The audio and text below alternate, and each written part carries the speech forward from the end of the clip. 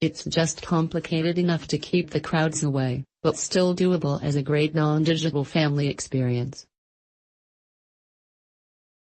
The narrow slot canyon on the edge of Ross Lake was just too tempting to pass by. Water flowed from the narrow slit in the cliff, creating a channel just wide enough for my family's small rental motorboat to navigate inside.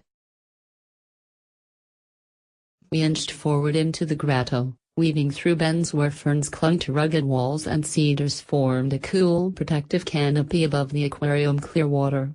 When Ross Lake Reservoir was created starting in 1937, it flooded creeks and rivers along the Skagit River to create mysterious little channels like this one, and places where torrential waterfalls empty into the lake.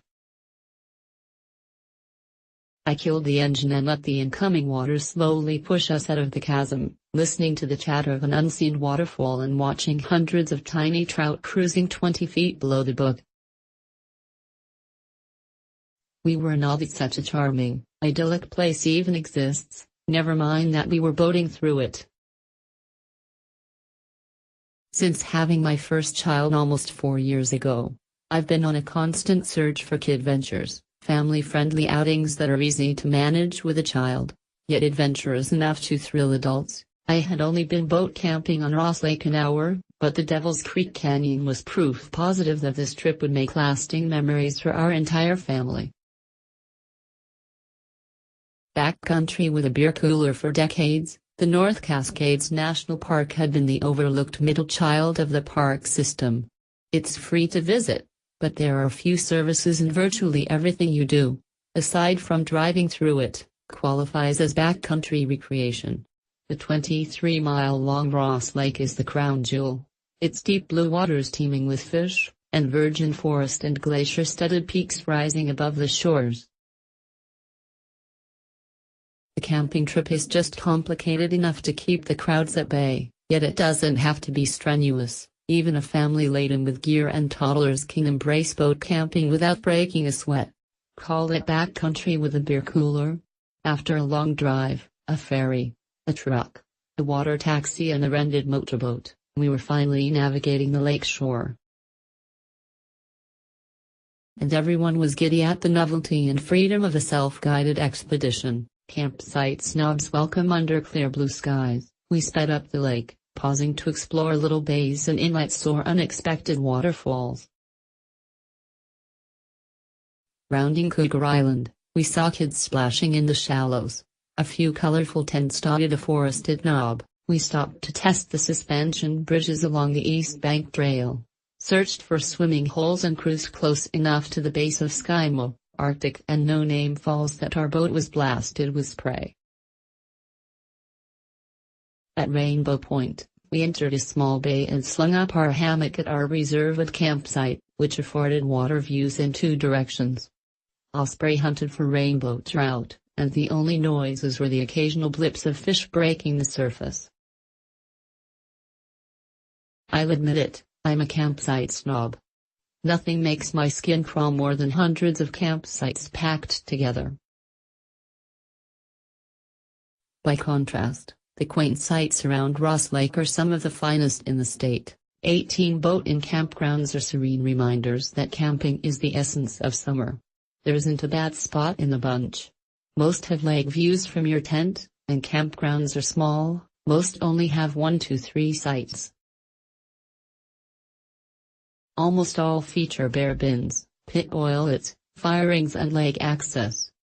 Some are island camps and most sites have deep water docks that double as swimming platforms on a hot day. There and back again in the evenings, we took short excursions to other camps, where we enjoyed the sunset and cooked dinner on our portable camp stove. Ross Lake has a way of hooking you. That was my takeaway after meeting other campers who told us stories about repeat trips year after year. In the shadow of Desolation Peak, where Jack Kerouac spent his summer in a fire lookout, I met a father with his 2 young boys camping on Cat Island. We've been making annual trips here for 5 years, he said. I like camping on the islands because I know the kids can't go very far. Our son Ian explored with his boys, returning to gush about finding a sleeping deer. Playing Desert Island was just scratching the surface of his non-digital delights. Driving a boat is a pretty big deal for any 3-year-old. So is jumping into an alpine lake on a hot day or riding driftwood logs along the shore. At every turn, memorable details stacked up, from our sunset boat ride over glassy water to the anglers fishing from canoes to the flocks of mergansers hunting small fish like packs of wolves. Days after getting home, I still find Ian taking imaginary trips to Cat Island. I have no idea how much he'll remember in the long term, but I'm pretty sure, like the other campers we met, that Ross Lake has him permanently hooked. If you go, getting to Ross Lake can be confusing due to a combination of hydroelectric dams, steep terrain and lack of road access. Most visitors travel through the Ross Lake Resort, rosslakeresort.com, which offers water taxi service to campsites and rents kayaks, canoes and motorboats. Reservations required. Here are 4 ways to get there. Launch your powerboat. The only boat launch for larger watercraft is from the Canadian side of Ross Lake at Hosomine. This requires a 37-mile drive down a gravel road, which limits the size of boats. Hike in. Park at the Ross Dam trailhead along Highway 20 at milepost 134. Hike 1 mile to the lake. Call Ross Lake Resort from the landline phone for a water taxi to the resort, $2 per person one way. You can also backpack to the lake on the East Bank Trail. Hop a boat. A ferry departs from Diablo Lake at 8:30 a.m. and 3 p.m. $10 per person one way. Crosses Diablo Lake and connects to a flatbed truck and water taxi, $10/pp round trip, to Ross Lake Resort, canoe or kayak.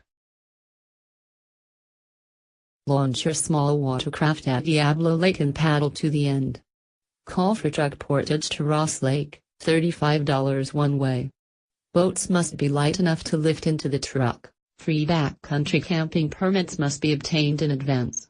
Many are issued through an online lottery, but walk-in permits are issued within 24 hours of the start of your trip at the Marble Mount or Winthrop Ranger stations.